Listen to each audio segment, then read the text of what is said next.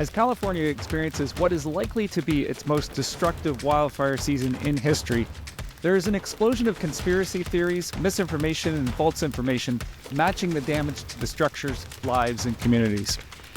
This is a very familiar pattern I've seen in disasters, both those I've responded to and those I've watched on the screen like the rest of the world. It is an issue I have seen developing since 2003.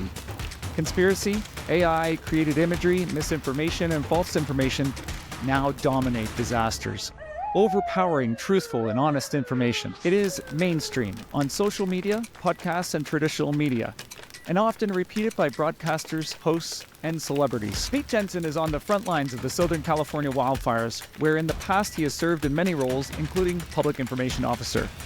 Much of what he shares applies no matter where you are. What we know about wildfires, how they move, and how we fight them is international. I'm your host, Tim Conrad. Welcome to the third season of the Wildfires, Floods, and Chaos Communications podcast with Ventura County Battalion Chief Pete Jensen. Pete, thanks for joining me, and tell me about the wildfire conditions today. We are on January 15th right now, so Wednesday, and expecting a pretty rough day, I understand, down there. Yes, we are. Where I live in our county is in red flag warning conditions, where we have high winds, hurricane force predicted winds, and very low humidities, dry fuel moistures. And so it's highly susceptible for fire growth in a rapid motion. And we are also in an area which is the National Weather Service has created this year, kind of I call it a red flag plus conditions. And that is where it's in extreme fire weather conditions for explosive and rapid fire growth, which is exactly what you saw a week or so ago with the Palisades fire and the Eaton fire. Yeah. And it's, obviously very volatile conditions that you've had. So I'm curious what the wildfire conditions have been in Southern California as you entered January. So what was it like as you came through November and December, and what's the buildup been like? Well, we are still in drought conditions, limited to no rain throughout Southern California, which is, every year we get somebody will come out and say, oh, it's going to be the worst fire season ever. Excuse me. And that's because it's either we have rain and that helps the grasses grow and we get the light, flashy fuels growing, and then they dry out and they're a receptive fuel bed for fire growth. Then on the other hand, we'll have no rain. We're in a drought and all of both the grasses are dry and not as much fresh grass growth, but the 2 and 3 hour fuel, or 2 and 5 hour fuel, 10-hour fuels, their fuel moistures drop tremendously. We do have that potential, for large fire growth and heavier brush. So it varies from year to year. This year just happens to be kind of a combination of both. We really didn't have much rain last year, and during the fall months, and now we roll into all the way through winter. And then our biggest threat to us at this time of year is the Santa Ana or east winds. Yeah. And then we've certainly, through news reports and things we've seen on social media, seeing what those winds look like. And I just wanted to add too, like there's this drought problem and this, situation with wildfire conditions is not just a California problem. It's across North America and it's around the world. We're seeing extreme wildfire conditions present for several years here in Canada, almost every season. And Europe has had a dramatic increase in extreme wildfires. Russia led the pack with the growth in extreme wildfires 25 years ago. So this is an issue that has been developing over decades, and it's getting more challenging for firefighters. So, and I just want to point out, I've worked several wildfires that were extreme in nature, and started with the Porter's Lake wildfire, which was profiled back in season 2, episode 12, if anybody wants to go back. And the interesting thing is with these fires is once they're seeded, which takes under an hour, it's very difficult to fight them. So I want to get into a bit of conversation with you around that and what that looks like. So first off, let's start with the cause of fires. And there's lots of discussion right now around the causes of fires. And many people simply believe that these are arson. They want to point the finger at arson, and some are. It's one cause among many possibilities.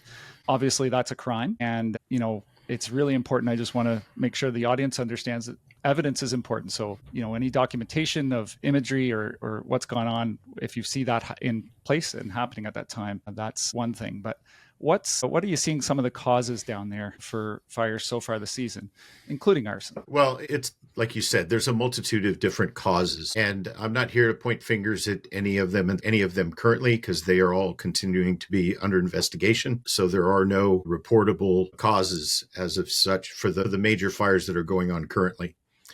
Historically, there has been equipment malfunctions, typically with our electrician transmission systems and things like that, to which at least Southern California Edison has been very proactive with public safety shutdowns or brownouts, where they'll shut down a particular geographical area due to the strong winds and that type of thing, to protect, even if the lines do arc between themselves without any power, they can slap all they want. They're not going to cause the arcing. And so they're working to try to prevent those types of fires, but it has been a very unfortunate situation historically with that type of starts.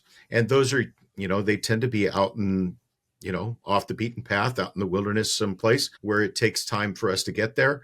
And by the time we get there, it's well established. And yes, there are some arsons where, the strategic placement of a device, and initiating a fire. We have vehicle fires alongside the roads that will initiate a brush fire. Same thing with structure fires. A structure fire in and around the urban interface, and you start to get ember cast out of the or direct flame connection or impingement from the fire to the brush, and it takes off from there. So that's kind of what the current trend for starts are. Yeah. And up here in Canada, about half of our fires are started by humans, whether the cause is accidental, whether it's a piece of equipment or things like cigarette butts or debris or malfunctions from a motor vehicle or something like that. There's also fireworks and campfires that people are careless with. And of course, as you mentioned, electrical equipment. I'm curious if you've had, we've had a significant increase in lightning events, in particular lightning events that are called dry lightning. So they come with no rain with that storm. Are you seeing increases in lightning events down there as well this time of year?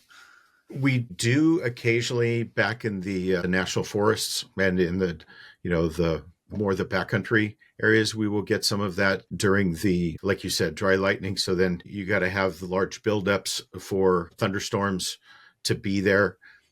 We don't get those quite as often as other areas of the state. The central and northern part of the state of California get a tremendous amount of lightning starts. And they do get those on the early part of the summer, spring. So it's kind of interesting. The northern part of California has their fire season in the summer, and we have ours in the fall and winter. But it really is a year-round type situation. It all depends on, like we talked about earlier, fuel moistures, the receptive fuel beds, and then you throw the weather in on top of that. Yeah, absolutely. And that's the thing for you folks down there. We're into winter up here, so we do have some snow cover at least in some parts of Canada at this point. So our risk of wildfire during the winter is pretty low. But funny enough, some of our fires do burn all winter long, and then they come alive in the summertime. They burn underground, and we've had that issue in recent years. So now we're going to talk a little bit about the fighting of the fires and what goes into that. One of the first big things that came out of this particular event was that hydrants were running out of water, and that got lots of attention. And as a former firefighter, I have views on that and why that happens and what can go on there. So tell me a bit about why hydrants run out of water. Well, it's interesting. That's a touchy subject, and you don't want to get into internal politics or things like that. But the facts is that when a water system, especially in some of these rural areas, they're based on tank water, and having enough water in the tank, and then the system of pumps to pump the water to refill the tank, and so on and so forth. And with the public safety brownouts, there is that potential that there are certain sections that may be shut down or reduced power to be able to run those pumps to refill things. There's that. There's also areas, some of these water systems go back to the early 90s, and they are not built to the capacity, to be able to supply the water demands that a large wildfire with multiple starts going, and you're pulling off the same grid at the same time, the system just can't hold that. And then you add in, people using their own water systems in their houses, turn sprinklers on, whatever it is, and you have this continuous drawdown on the supply. And that's difficult. Everybody's trying to do the right thing, but it does have an effect. And we do have that reduction in water supply. You could even have a broken line, a broken water main, and that kills that whole section. And so it's time, it's age, and then it's how the system is built. If it's built with a lateral system with pumps pulling from reservoirs and that type of thing, or is it pulling from above ground tanks, well water? It all depends on where all that stuff, where your water source is, and then how you're drawing that. So that's where some of the problems come from. And it's, as being a firefighter, you try to take more than, 3 or 4 hydrants on a street, you're not going to get the same amount of head pressure that you had at the beginning. So, it's just unfortunate. And that's something that I think it's important that the public understand that. We in the fire service understand capacities and pump pressures and GPM flows. The general public doesn't understand that. And when they see a firefighter frustrated because he's not getting water out of a fire hydrant, there's reasons that are outside of their control, and it's not a malicious thing. It's the system, and sometimes the systems are just not made for that level of capacity. Yeah. And without getting too political, I mean, one of the challenges is that in order to upgrade systems, taxes need to go up to support that. And that's where the money comes from. And so if people don't support those things happening, which, building a reservoir is big money, and building these water systems underground, big money again. And all these pumps. I work for a water utility, so I know what it costs. It's in the millions of dollars to do almost anything in that line of business. If you're not willing to support that at the time, then unfortunately, when it comes down to fire, you do have limits on what is available to you. So I was curious, before we jump into reservoirs and talk a little bit about those a bit more, so that people understand the system of reservoirs in California. Do you use other sources of water as well down there? We do a lot of drafting in Canada out of brooks, streams, lakes, wherever we can find water, even the ocean. What do you do that kind of movement of water as well? Absolutely. Yeah. And you probably saw, portable pumps in pools, or, that type of thing. We've got, helicopters, drawing water using Bambi buckets or siphons right out of pools and reservoirs, any standing water that we can find, ponds on golf courses, things like that. But there's also not every source of water that you might see is adequate or the right thing for us to be using. It may not be deep enough, and then you end up sucking mud up into the thing, so you can't draw water from that. It may be contaminated water due to runoff from fields or whatever it may be, and that may not be, and there may not be an approval. We don't have carte blanche to be able to draw water from just any place.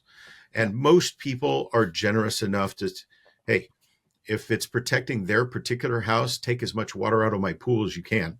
I don't care, take it. But there is, those agreements sometimes get in the way. If somebody says, no, you are not taking water from here for that purpose. Another one is drinking water reservoirs.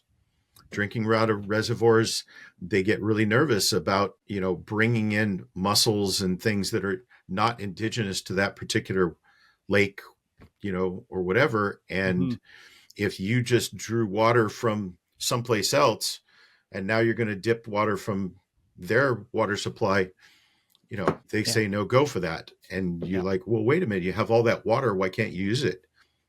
There's other reasons, contractual reasons, that we may or may not be able to use those water sources. Yeah, and it is. I know, understand. Like people will say, "Oh, red tape and bureaucracy and so on," but these are to protect long-term things and to ensure that water sources are protected over a long term.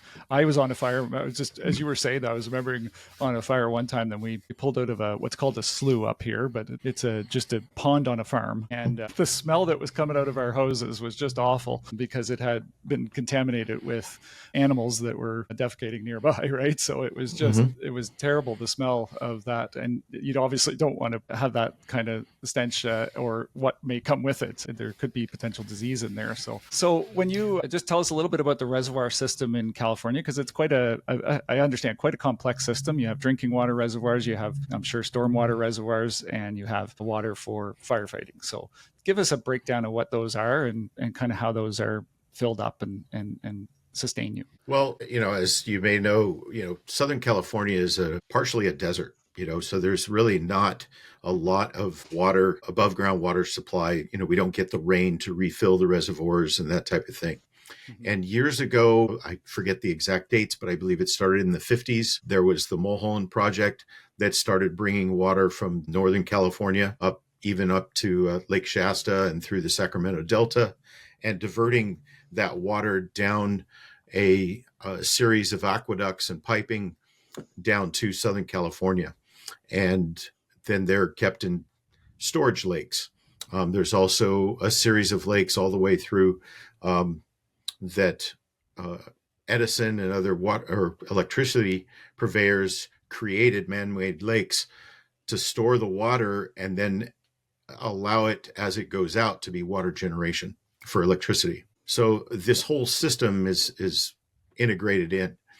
And then you've got the, like I said, lakes along the way that are built, and then they drain into another lake and it just kind of trivels all down. So there's large amounts of storage of water throughout Central California down through into the Southern California for that purpose. And that's where we draw our drinking water. Not only drinking water, water period. I mean, that's what we use to water our lawns, to wash our cars, the whole 9 yards. So that's our water supplies. There's not, especially the closer you get to the coast, there's not as many wells because of saltwater intrusion. So we're not able to draw that as well into that. Some of that can be desalinated and used for drinking water. There are desalination plants that are built for that purpose throughout California in different areas that have chose to build those systems. And then there are the natural rivers and creeks and stuff that do flow. But because we don't have heavy snowfall in the basin area, those rivers don't flow 90% of the time. Plus, they're not at a level to where we can draw from them. You probably saw the Canadian super scoopers or bombers.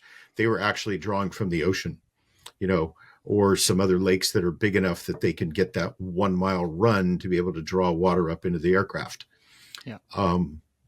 We do set up relay stations where we'll set up large tanks and use water tenders to fill those tanks for the helicopters to come in and draw from, and shorten the turnaround time between fill and drop, because that's what's key. The faster we can do the turnaround, the more water we can put on the more. Yeah. And that's really interesting as you say that. Here in Canada, what we do, because at least in the mountains, in the hills, they'll set up portable tanks up the hill, and then the helicopter comes up and fills it up for them. So it does the opposite. But I have heard of it going both ways. So yeah, it's really interesting. And as you mentioned, there's the lack of water in general has been an issue. We're just not seeing like snowpack. We're not seeing that in Canada either. We had a very low snowpack last year in Canada in the Canadian Rockies, and I live right next to a river. I look out my window right to my right here that looks over one of these mountain rivers, and it was shocking how low it was last season at its highest point. It's we're starting to see some pretty impressive water issues starting to creep up. On this note, I wanted to just sort of bring some, and correct me if I'm wrong, see if my math is right here, Pete. So typical host fire will require 1,500 gallons per minute of water sustained over 2 hours. So that's one hose that's on fire, 1,500 gallons per minute sustained over 2 hours. So that's what we look for from a hydrant. If we were able to get hooked up, we want to be able to draw 500 gallons per minute off of that, and we turn that into 1,500 gallons per minute through some firefighter magic. And so that works out to 180,000 gallons of water to put on one fully involved typical home if that was running full time for 2 hours, right? So that's a significant amount of water. Now, just put it in perspective for those folks that are in California right now, say you have 10,000 homes that are on fire, that is 1.8 billion gallons of water that you're going to need to put out all of those homes. So you can quickly understand that there's no system in the world that is capable of that unless you're pulling from the ocean and you have the best pumps available, all of them with you right there at that time. And so it's a very challenging situation when you get into that. Once wildland fire gets into the urban environment and it becomes an urban fire at that point, and very different fuel loads, and the amount of water needed is significant. So any thoughts on that? Well, one thing that just jumps right out that I want to add to that is when you're thinking about the way these fires are expanding, how they're growing, and with the ember cast and how the blowtorch of direct flame impingement across, but just the ember cast and as far out, up to miles ahead, that chunks of flaming debris drops down into a receptive fuel bed, and you're leapfrogging. The fire is literally leapfrogging and then catching up to each other, and then it continues. Mm-hmm. So if you think about that dropping into a neighborhood, a standard, neighborhood that's got, 15, 20 homes on a cul-de-sac, and it's got every 500 feet standard fire hydrant, and that fire hydrant can put out each one 1,500 gallons, and you're trying to work 3 or 4 homes at the same time. It's virtually, and because this is so fast moving, it's unsafe for us to hook up to a hydrant. So we're just, first and foremost, it's life safety. Yeah. We're in there and you start to see a house or around it start to get engaged in fire. The first priority is to make sure nobody's inside the house and try to protect and get them out. And then we'll try to do what we can. But we also can't be in the middle of that firestorm for our own safety. And where some of these homes with overgrown trees and vegetation and everything else, it's unsafe for us to be there too. So it's a rapid in and out, it's life safety first. Yeah. But another thing I wanted to point out, when you're talking about the water supply, we also have to talk about the manpower to be able to do the job. Okay. And an average, we were talking, the LA County Fire Chief mentioned this just day before yesterday during a news conference. For them and for us, it's 3 to 4 fire engines and maybe a ladder truck or 2 to be able to put on a structure fire, single family dwelling structure fire. Okay. That's 3 personnel per fire engine plus the 4 on each of the ladder trucks.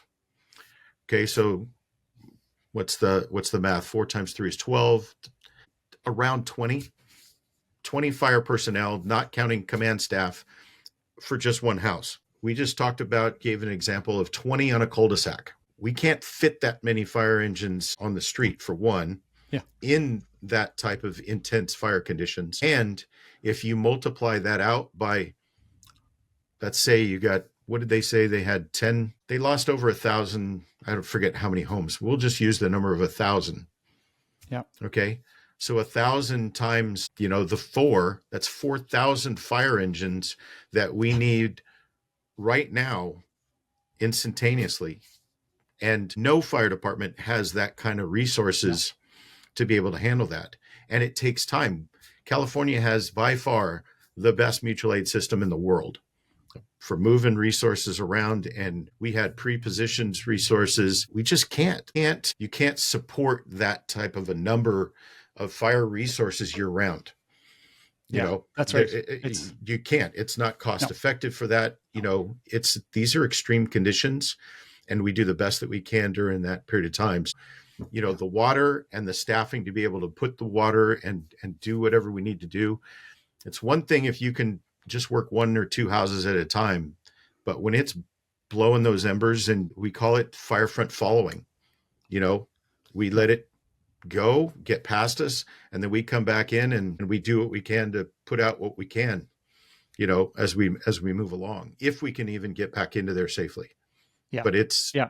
you know, it Yeah. really And is a fire hurricane or a fire tornado that's going through, and there's no humanly possible to be able to get in the way of it. You have to remove the fuel. yeah. Yeah. Which is again not a task that can be done at that particular time.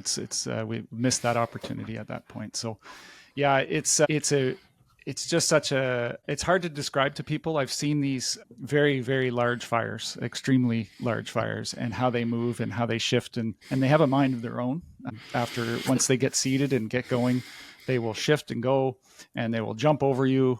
You think this is where the fire is coming from, but it's actually over on the other side because it's fooled you. It's scary stuff when you're out there, and it's not as, not to discount what people are saying out there, but it is not as simple as the way you're thinking about it. And we really do need to keep firefighter safety number one, because we need them. We need those people to keep going and keep functioning. And, that's a big part of what is the thought process behind folks like you making those command decisions. And you want everybody to go home at the end of the day. So another one that's come up, you mentioned the Super Scoopers from Canada. So those are the CL 415s, which is, we are manufacture those in Canada. It's something that really come out of wartime, and we've developed that to fit our needs over the years. And those are amazing. Anybody that's ever had an opportunity to watch those Super Scoopers work, or the air tractors, which are a smaller plane, they're a hell of a lot of fun to watch. And I know that lots of people have been posting lots of different things, watching in amazement at these pilots and what they do. But all of the pilots, helicopters and larger planes and so on, do amazing work along with the firefighters on the ground. They're dumping some red stuff out of them. It's fire retardant.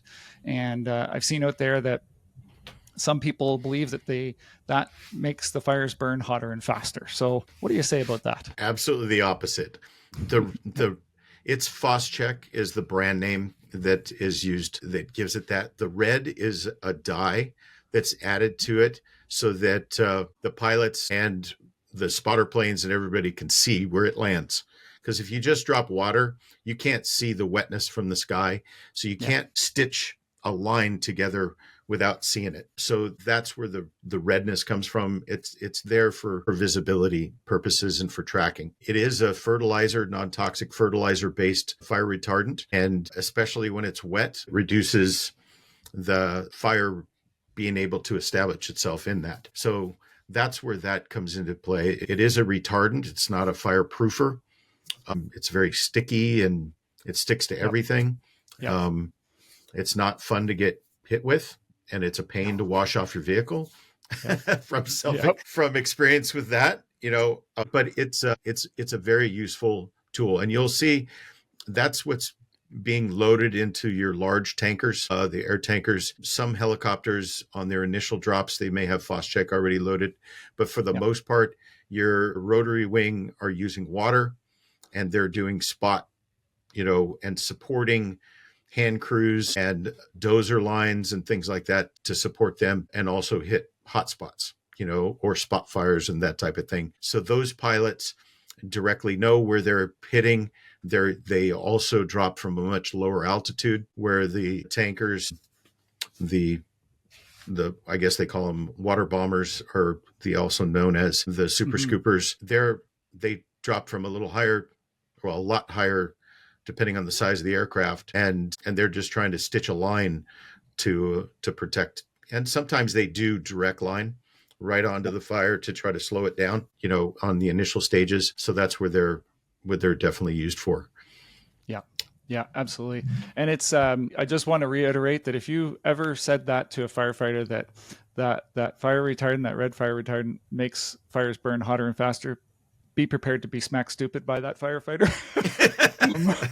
Because it's just not the case. And one of the cool things I've worked a number of fires, and I get up in the helicopter to do reconnaissance and see what's going on, usually in the sort of, I would say, after the initial attack has happened. And it's really cool to see those lines painted and see the properties that have been protected from it. And I always tell people that if they do stay behind and you see a plane coming down and dropping red stuff over you, it's time to leave. It is really time to leave at that point in time, because that means that the fire is heading in your direction. And that's, to slow it down and give firefighters a chance, hopefully, of maybe pausing it or stopping it. So, and please be grateful that happened, and not be upset because your sidewalk is turned pink. That's the least of your least of the worries. And yeah, it does take some effort to clean it off. And, it's not that we do it deliberately to make a mess. We're doing it to save life and property, so we'll do our best and try not to hit those types of things. But the overspray and the way the wind blows it, which I should add, is under these extreme wind conditions that we're having, where the aircraft can't fly, it either is physically unsafe for them to fly because of the wind conditions, or it's just impractical to fly. Yeah, the aircraft could fly, but as soon as they open the tanks and drop the water, it goes, or the FOS check or whatever, it goes every place other than where they want it. So to be effective, there are certain parameters that they can fly. And the same thing with night flying. Night flying, there's some very, very specific criteria to when helicopters can fly at night and actually do the drops. And it is extremely hazardous to the pilots to be flying with night vision goggles with bright fire underneath them while they're trying to drop, and let alone be aware of power lines and everything else that could be around. So for them to reach that level of risk versus gain, it's a big deal. So they're only going to fly when they can meet that criteria and do it safely. They will risk a lot to save a lot, but there is criteria with that, and I think that's important for the public to recognize also.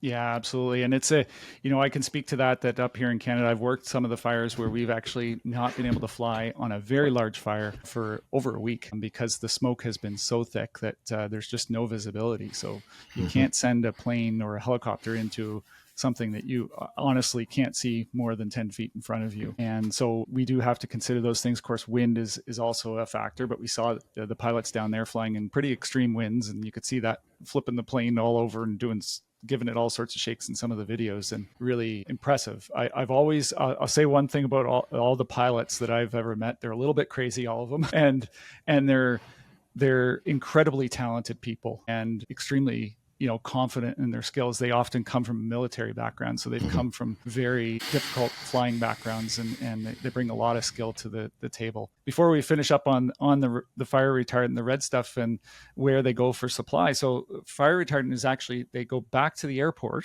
to pick up another load of that. So that comes out of tanks at an airport and is filled. They have quick fill systems that can fill those planes quite rapidly, and they're back up and in the air. But it is a longer turnaround versus those that carry just water, where they can drop down into a water source.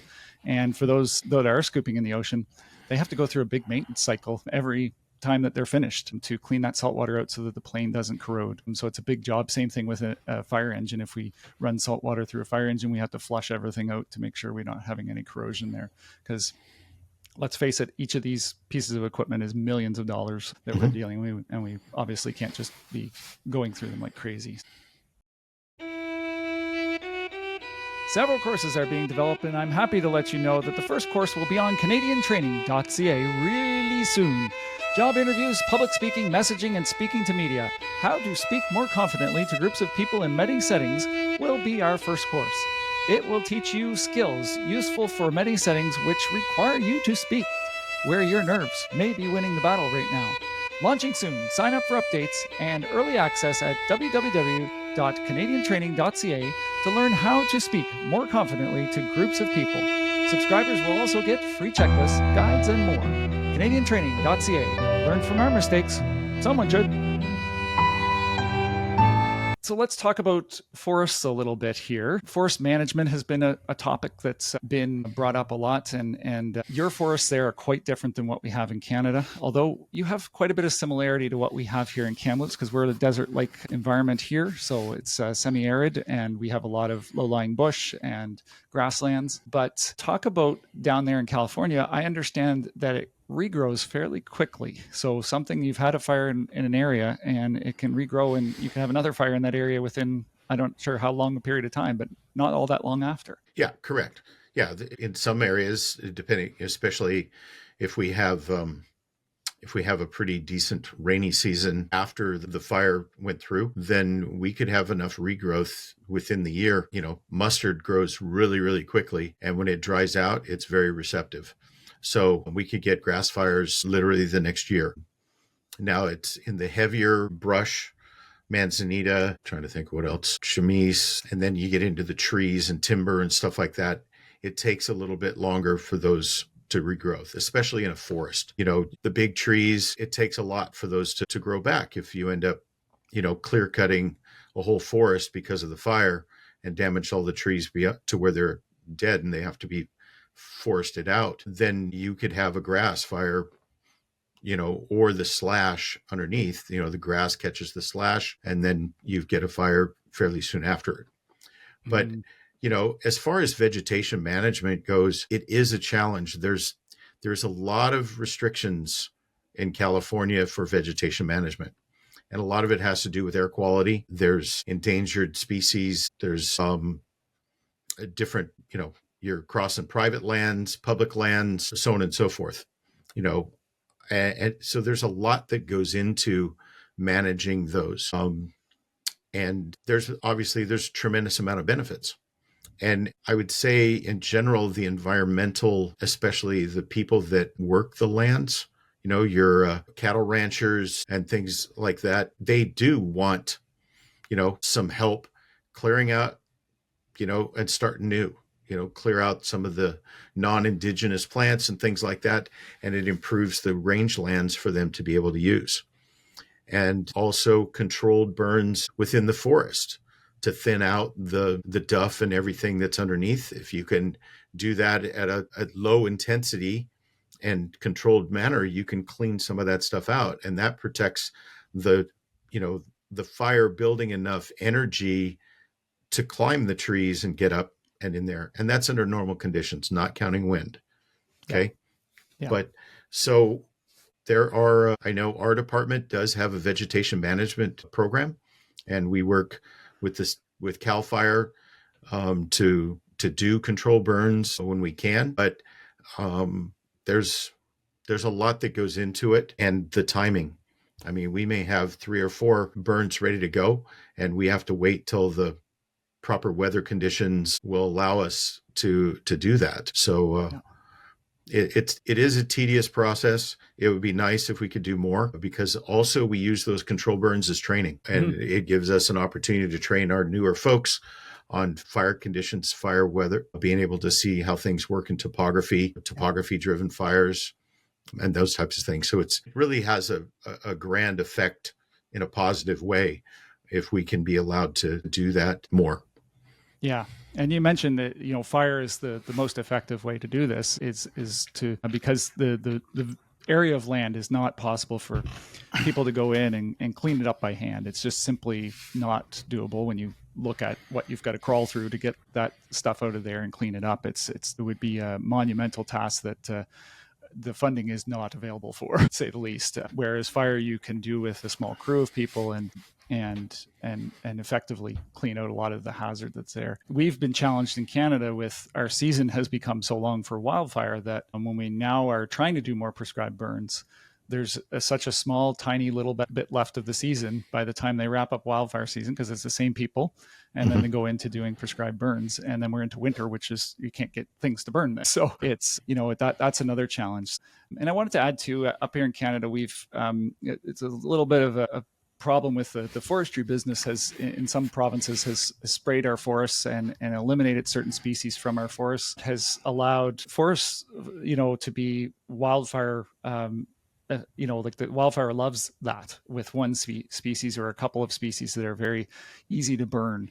And they jump from clear cut areas with dead material into a forest with no resilience to fire. And it makes it very difficult. So the forestry business has to make some adjustments here in Canada to help us out on that side. And they also only plant certain species of trees. So we need more tree species. We've lost a lot of our hardwood species that are particularly in British Columbia here. So it's lots of challenges to go there. So if I could also add a little something too, is that there is also some pushback from a beautification standpoint. People build out in the urban interface because they want to see the trees, they want to see, live amongst nature and things like that. And there is some inherent hazard that comes along with that. And when you're trying to, build that defensible space, we promote the 100-foot minimum, around structures and that type of thing. And that's a minimum.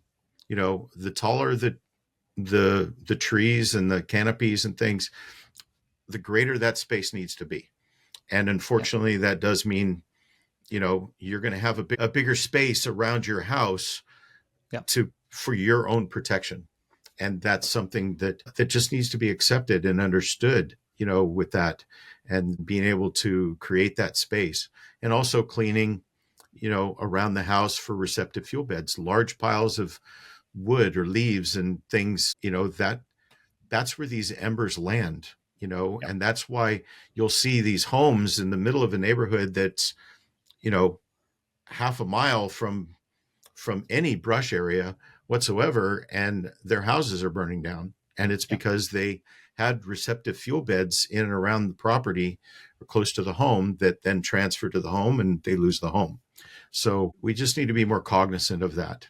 And then, Yeah. when we're talking about further out, the wildland management is, we can only do so many dozer lines, you know, and each one of those dozer lines, in some people's opinion, that's not beautiful. You're drawing lines across my beautiful landscape. Yeah.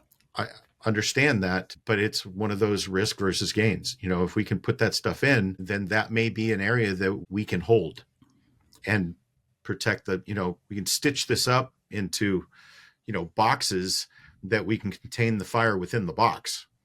Yeah. And without those, well, that box is gigantic and unmanageable. And then now under fire conditions, we're trying to put those lines in. So maintaining fire roads and building fire roads and allowing those to be done is also part of wildland management. Yeah. Yeah. And that it is, making this point, you have really hit it, is that when we get to the point of wildfire and we're talking about hydrants and water and all these things, this is at the response level. And we've missed a whole pile of opportunities during mitigation and preparation to get things in a better state. And that includes people and their individual properties and making them so that they are a defensible space. So I don't know if you use the Fire Smart program down in California or not. We have a program up here in Canada called Fire Smart, and it is that creating that defensible space around your home and making your home and structure a resilient to fire. And I really can't encourage it enough for people to do this, because it doesn't just apply to wildfire. If your neighbor's house catches on fire at some point in time, or a car catches on fire out in front of your house, it can save your house at that particular time by having it as a defensible space and not having it built to burn. I know, when looking at the images out of California in the fires that have happened over the last couple of weeks, when they show those aerial images, I just see a whole pile of homes that were built to burn. That's my view as a firefighter and someone who's done a lot of this work. So everybody has a part in this, and it's really important for everybody to take that time to prepare themselves and take those opportunities you have, so that you're not in this position. And, hopefully we have defensible spaces. So that is why I know when they rebuild, they're going to have different things in place to ensure people are building structures that are more resilient. So, and it does come at a cost, but it's not an extreme cost. I will say that. Yeah. And you're right. The personal ownership of your own protection and that is super important, and things that you may not think about as being a receptive fuel bed or a hazard. I know somebody that during the Thomas fire lost his home, had a wooden skateboard ramp built alongside the house. Okay. And the embers got underneath the skateboard ramp, and nobody was home. Not that they tried to work with it, but it just got way too out of hand, and it caught the house on fire, and the house ended up burning to the ground. So that was not meant to be, hey, you should stay at home. That's the furthest thing from my comment. Yeah. Okay. And you saw what happened, the pictures of, people, extreme conditions, obviously trying to get out of their home late, but that's because of the timing of the fire. So I can't blame him for that. But that's why it's so important that when you do get an early enough notice, is to get out and get out of the way. Because when you get to that point to where you can't get out and you're leaving your vehicle on the road, and we're having to use a bulldozer to push vehicles out of the way to be able to get to the area, obviously any homes that were further up that road could not be saved because the firefighters couldn't get to them, Yeah. And it's just a shame that happened. And we've had, residents be overtaken by fire in their vehicle trying to get out, so get out early, be prepared, be alert. It's super, super important. We've lost, I forget what the number is. I think we're up to over 15 or so people lost in these two fires, the two major fires here in Southern California, because they couldn't get out of their house for whatever reason, or they chose to stay. Yeah. They just chose to think, I've been through this, anywhere near the brush, I'll be fine. Yeah. And unfortunately we've lost them. So please, please, please heed the warnings, get out. Don't try to, save your home. Granted, there's success stories out there, but those are few and far between. They are very few. Yeah. And a life is not worth the house. Yeah. Yeah, absolutely. And it's, you hit a good point there too on the, often people leave when the fire is at their doorstep. And actually, I always tell people that at that point, your evacuation route is probably blocked. So it's much too late at that point.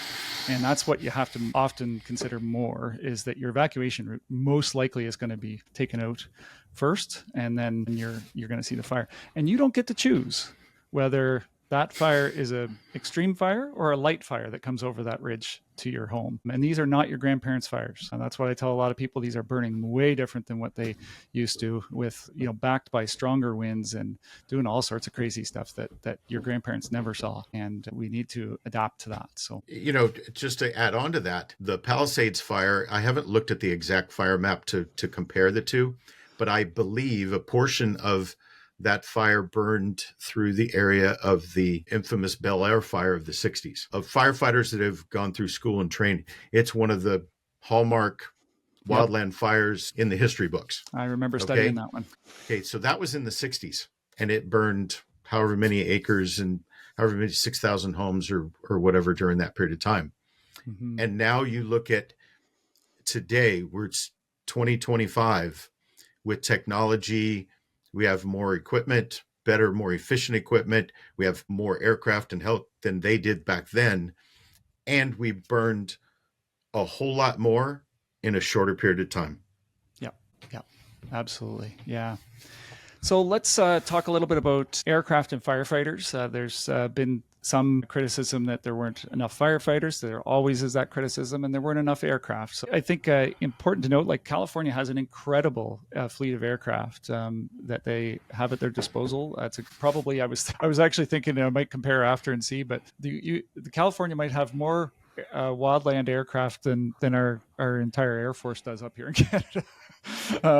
As far as aircraft goes. So I'm not sure, but it's an impressive fleet down there. So, but they also need to bring in mutual aid, as you mentioned earlier, from other places. And this time of year, it's a little bit more difficult to get firefighters, wildland firefighters, and aircraft. So you can talk a little bit about why that is. Well, the typical season, like you had mentioned before, even though we say there is no fire season, but there is kind of a lull during the fall, winter, except in Southern California.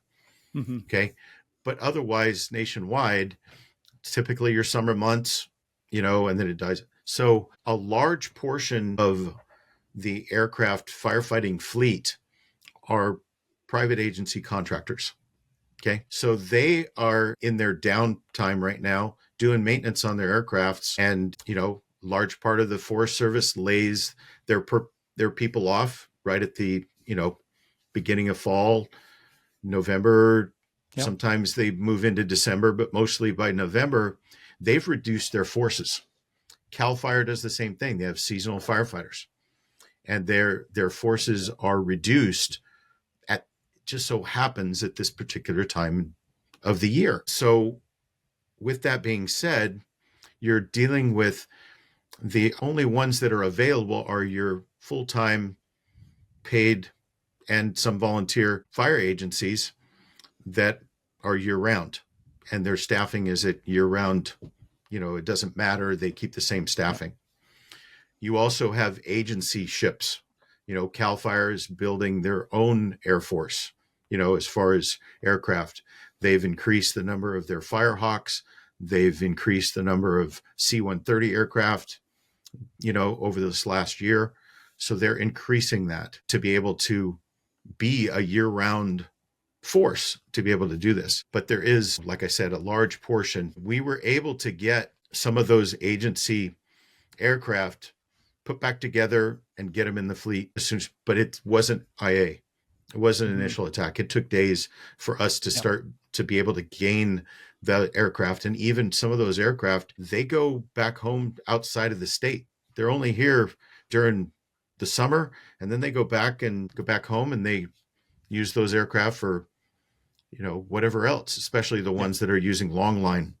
They may be shuttling tours over the Grand Canyon or something during, the off season.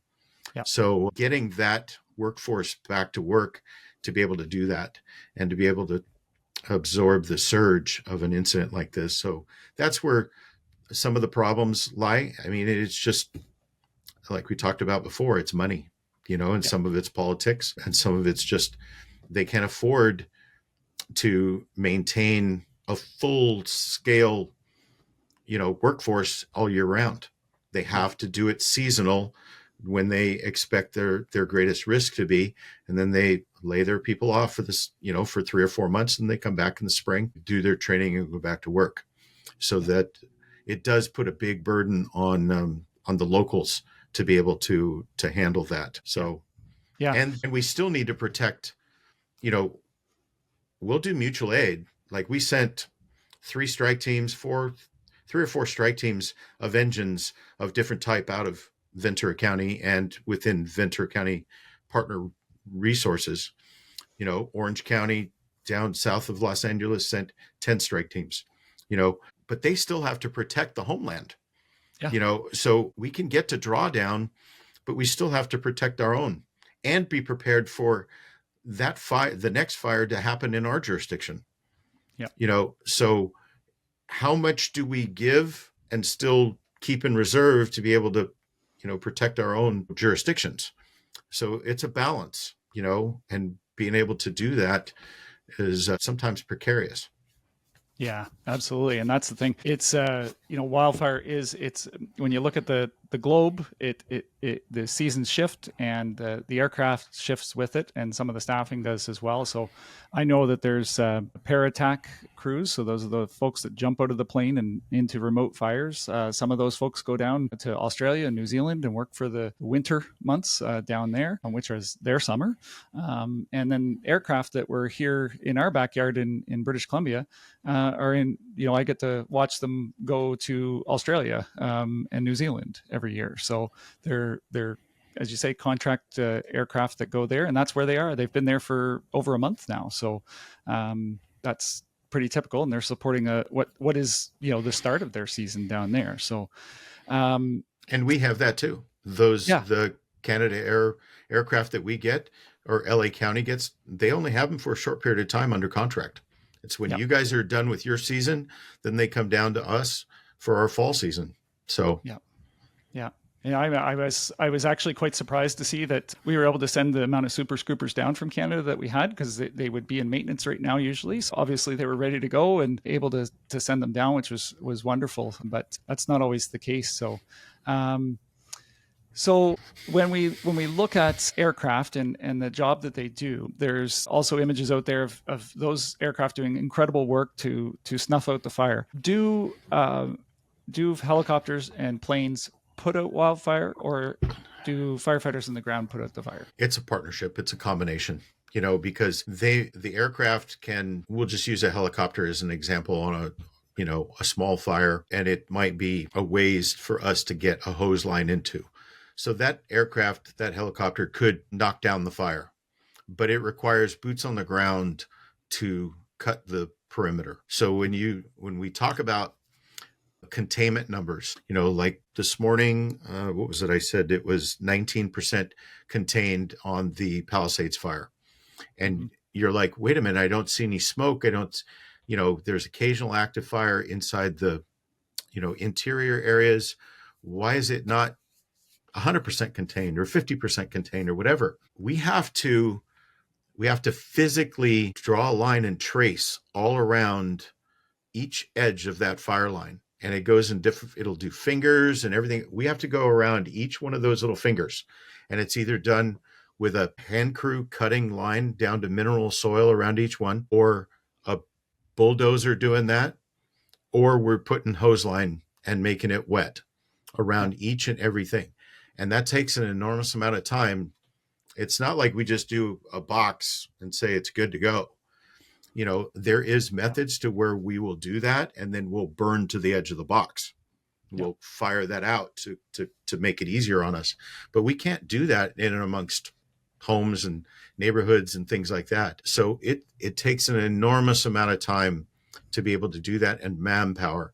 So it is a combination of that. And then going interior to make sure that there's no hot spots left that could produce embers that could travel outside of the control lines. Yeah. So it is a combination. They do support, but we can't do it one without the other, for that matter, for the most part. That's right. Yeah, absolutely. And yeah, that's the work that firefighters do on the ground is hard work. I've done it many times, and you are backbreaking labor. It's hot, it's gross, you are filthy. And I know people have always seen the pictures of firefighters sleeping on concrete or pavement after, and I'll tell you, I've been there, that you're done. You're just so happy to be able to lay down anywhere that you'll take it. So, and as you mentioned, it's dangerous work as well. So it's a very strategic process to make sure that you're ensuring that you're creating a safe barrier around that fire. But yeah, it takes a long time to get that line drawn around. And you mentioned fingers. I just wanted to make sure that people are clear on what you're saying there. So a fire will burn, but it will leave unburnt material in between where it's burnt. So my finger would be burnt, and then they'll be unburnt. You need to make sure that that's not going to catch on fire and then take off. So those wildfires, when they burn normally, and especially at the lower temperature, they'll leave lots of fingers. A lot of the extreme fires that we've experienced here in Canada, you don't see the fingers, which is kind of creepy to see that from the air. You just see a big black blob or a big white blob, which is like, it looks like it's nuclear. It's just nothing left. So the other thing that firefighters have to be cautious of with aircraft is the drops that happen above them. And I want to just talk about that for a moment, because people that do stay behind, I want them to be aware that we take extra precautions. We don't stand underneath those like we're getting a shower, because those, tell us why that is, because you got an aircraft here that I know a lot of them do it. The big jets will do a drop at 300 kilometers an hour. So what's that feel like on the ground? Well, and it's, 8 point whatever pounds per gallon of water, and then you multiply that by 3,000 gallons, that's a ton of water, literally tons of water. And it's being dropped at altitude, so you have the just physics, that increases the speed of that coming down unless it breaks apart into the droplets. But if you're into a large portion of water hitting you at the same time, it takes trees out, so we do take protections or if we know that there's a large drop coming down, we will lay down on the ground. We put our feet towards the direction that it's, coming, so it will hit our feet instead of hitting directly on our head, to protect our bodies. And we cover our necks and the whole 9 yards, to protect ourselves from that force that's coming down. And there are the times where we get, peripheral spray and that type of thing. And it's not a big deal. So you will see some folks in videos, you've seen it this week, where they're standing around. I watched a news crew get, painted a little bit, and they're trying to protect the camera and everything else. And high winds, high drops, it's going to be droplets that are coming down. It's not as dangerous. But those large tankers, when they're dropping, they cut a swath. They take the brush out, trees out. Yep. There was a firefighter killed 2 years ago, I believe it was. He was on a ridgeline watching a drop. Plane came across, did the drop, and it broke a top of the tree off or whatever, and that chunk came down and it killed him. And we lost a firefighter because of wrong place, wrong time. And it had to do with the drop. Yep. So it's extremely dangerous around those drops.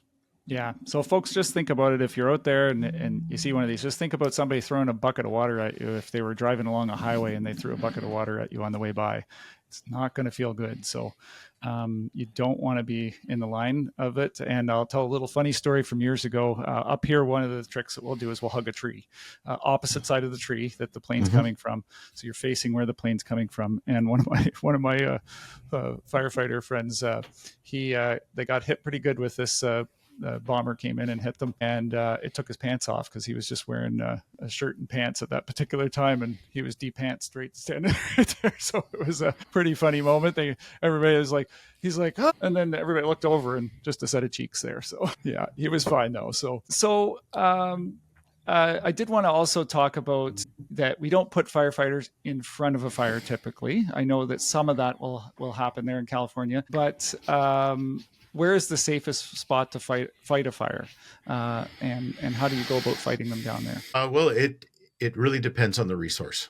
Okay, so you get we'll do direct hand line with hand crews, but it usually is just behind the fire, the head of the fire. So there may be some flames, but it's usually there's some black, what we call that's already been burned, that the crew firefighters have that safety area where they can get into the black, to protect themselves. Okay. So that would be that, or using a hose line, we can get closer and closer to the flames. Okay. Then you've got bulldozers. Bulldozers can run on a low grass fire. They can be right up against it, and the fire lipping up against the side of the bulldozer, and they can, cut their way around it. Mm-hmm. The larger the brush, the further that bulldozer has to be away, and they'll cut their line and allow the fire to burn up against the line. Okay. And that's called parallel firefighting, mm-hmm. And then you've got, and they'll try to pinch it off towards the front of and hand crews will do that. Again, the lower the grasses, the lower the intensity, they'll be able to do that. And they'll cut a little bit with some space. They'll pinch it off and do a pincer attack to bring it around to the front. Okay. Yep. Your helicopters and air tankers and they work the head of the fire because they've got the distance and the space yep. to be able to do that. Yep. So they can drop directly on the head of the fire to try to cool it down and allow some extra time for the crews to, if you're thinking of this fire being a circle, or more like an arrow, and the head of the fire is, burning this direction, you do have that ability to, come around to the side of it. So, but we try to stay away from the head of the fire because that's where the most intense heat production is and the greatest danger for us, because fire behavior can be very unpredictable. Yeah, absolutely. And then you throw wind at it, it's a whole nother ballgame. That's right. Yeah, you're dealing with very extreme winds. And then, the other benefit that fire crews have on the ground is they have good communication, both with the aircraft that's up above them and with the other crews as well as the command. So they have a good picture of what's going on. Whereas you as a homeowner, if you stay behind, you're not going to have that. You're going to most likely lose cell reception, satellite, and radio communication. That's a very good chance that you're going to lose communication. So you won't have those eyes and ears like they do. And so that makes it a little bit more challenging. So I really want to reiterate with people, though, that some of these fires, there is nothing human that can stop them. We've not been able to create anything that we've been able to stop these fires. So don't think that you are a superhero and you're going to be able to be that one person that does. So please heed the warnings and get out. So got just a one more question here for you, and then a few rapid fire questions, and we'll finish up. So when we talk about communications, I just, I'll talk about this a little bit because that's my area of expertise. But one thing that we've seen with these particular setups is that and this particularly American approach, I would say, that lots of people, there's a spokesperson standing at a podium and a whole crew of people behind them. I really want to discourage that practice because that's being used against you right now because they're using the facial expressions of everybody behind you to imply that there's something else going on. So really try to put your person out in front of that podium and get those other people away. It also doesn't look good from a perspective, from resources. There was one particular conference I saw this past week where there was almost 30 people standing behind them. So to me, that's 30 people that should be doing something right now. So I have an in and out approach when I'm doing those sorts of things. I get the person in, they answer the questions, and then they're back to their job. And so I really want to encourage that a little bit there. But do you have any thoughts on communication and what communicating to the public? Any advice that you would give to those that are working on these fires? Well, as a public information officer, also I've served in that role a number of times. It's an ever-changing landscape. You've got social media that you've got to stay on top of, and that requires somebody to physically sit in a space and monitor that and chase down and debunk false information that's being spread and reinforce the positive. So there's a person that has to be situated to do that. And I'm not saying that that's somebody that if they weren't doing that, they'd be out fighting the fire, because they may not be. We have a large amount of civilians that we, office staff, fire prevention officers, they're not firefighters to speak of to be out doing that work. And we use them to support that joint information center of gathering information, answering the phones, and doing interviews and things like that to get information out to the public, and processing that information, gathering it, and putting it all together. It's you're familiar with the planning cycle or the planning P and how that all happens.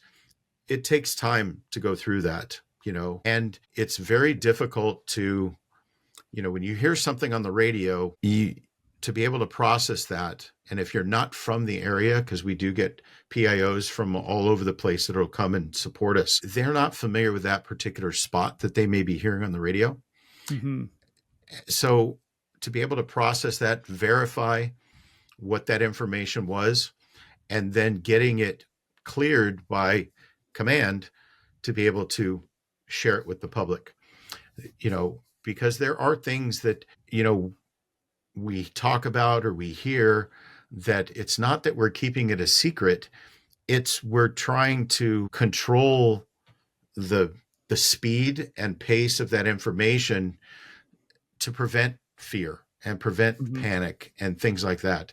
Because there's things that, the fire made a left turn and it's going towards Left Street. Hang on a minute. It may not mean that it's directly going to affect Left Street, or Right Street or whatever, so we have to gauge that level of urgency on how and and then what means do we use to express that? Are we using reverse 911 systems?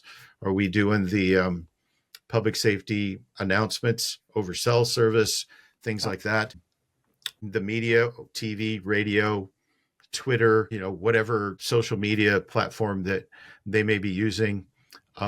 Those are all available to us, and to try to have that consistent message. And that's why we have a joint information center where we have representatives from law enforcement, from the fire agencies, from public safety or public, political, type of, the city council, emergency management, to be able to craft a joint message that's approved by unified command to be able to express.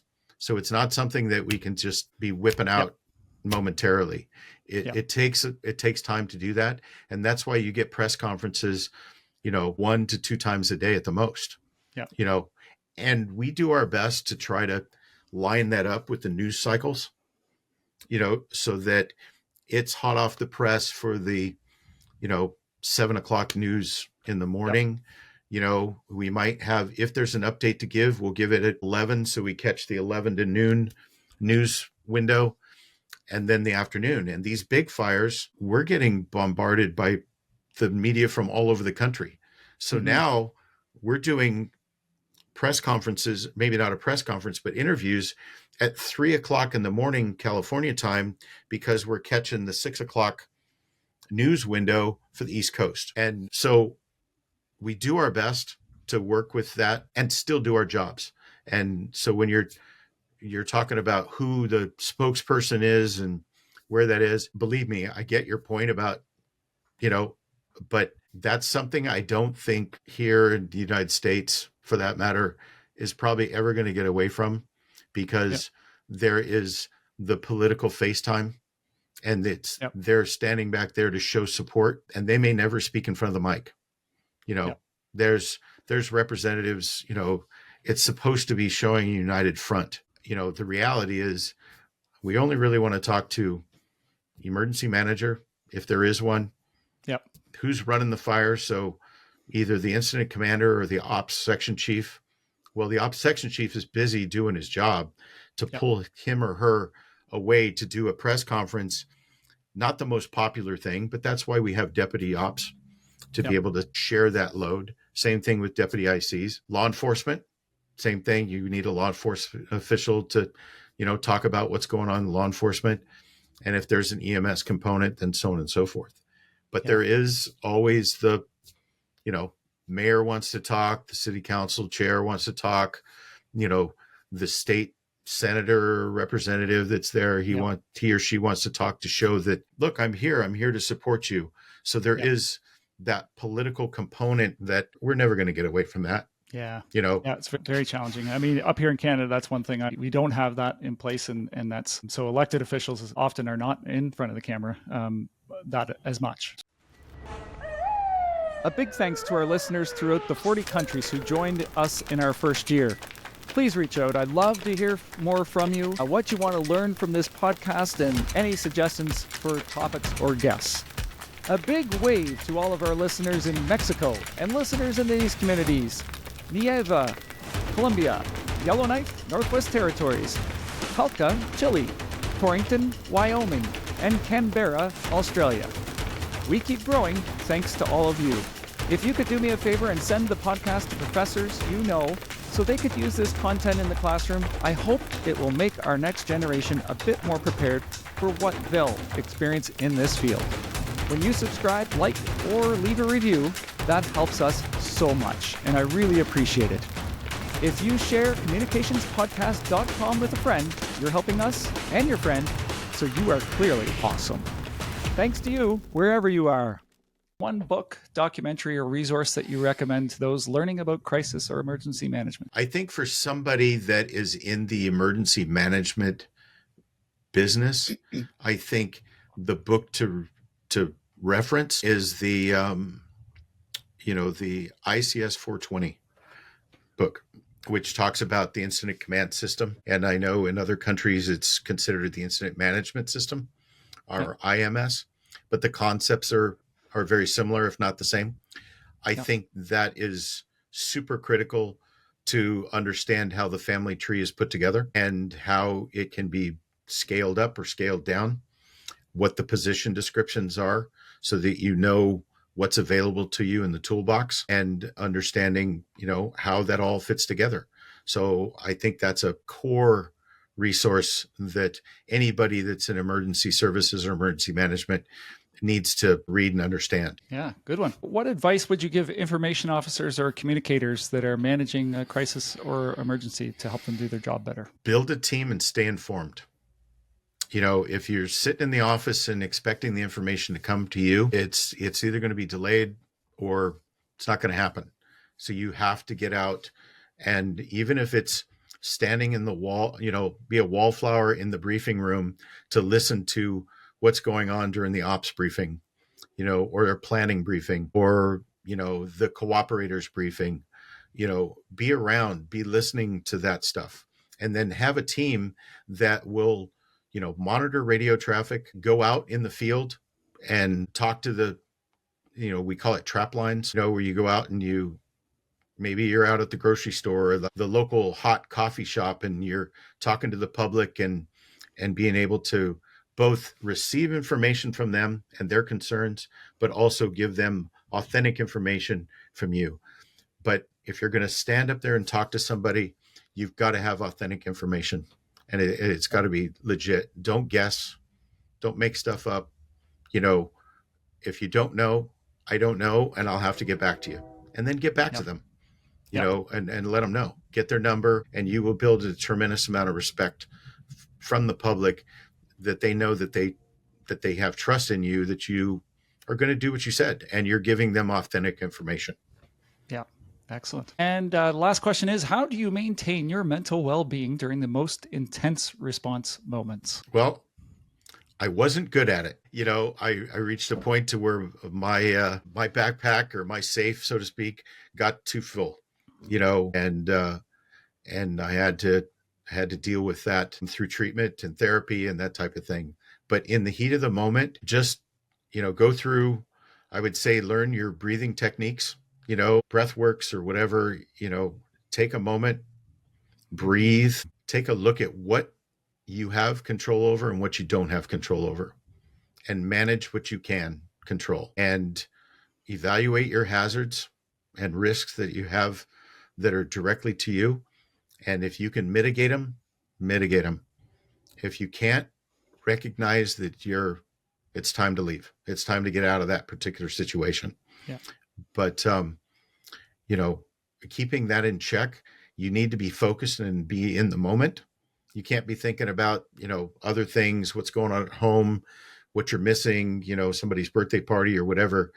You really absolutely have to be in the moment, because if you're not paying attention, you could miss something, and it could be anything from a sound to something just visually passing by, and it could be a life and death type miss. So be in the moment, and then when you do have your down times, take that moment to take the extra breaths, get the rest that you need, process what you just experienced, and after the fact, get that, you know, get a, you know, close comrades and friends, you know, coworkers, that you can openly express how you felt in that moment.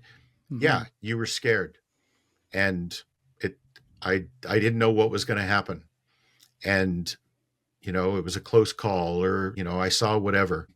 Being able to share that with somebody and express that, let that out, and you know, if the emotions flow, let them flow. Yeah. The days of, you know, suck it up, and, you know, in these types of situations, these fires, you're not going to get a chance to, you know, take a half hour, or, you know, to process. You're jumping right back in the saddle, and you're going for the next one. And that, you are under an intense, long-term traumatic, you know, event that goes from one thing to another, and it compounds on itself, and you just need to manage it as best you can in the moment. But when you get your chance, and especially after the incident is over, allow yourself to process it. Yeah. Because it will build on you, and it'll have an effect long term, you know? Yeah. So absolutely. Yeah, really good.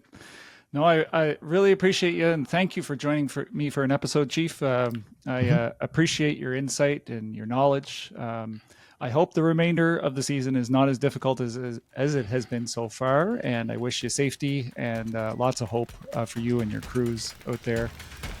So thanks very much for joining me today, Pete. I appreciate it very much. Absolutely. It's been my pleasure. You take care also. Thank you for joining us for this episode. Do you have a guest topic or a suggestion or some thoughts about one of our episodes? You can write to us by visiting communicationspodcast.com, where you can also leave a review.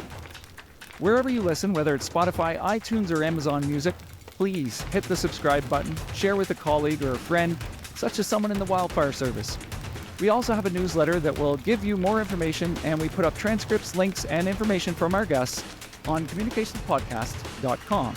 If you like this episode, check out Season 2, Episode 12, Nova Scotia Porter's Lake and Lake Echo Wildfire, the first sign of social media and misinformation in an emergency.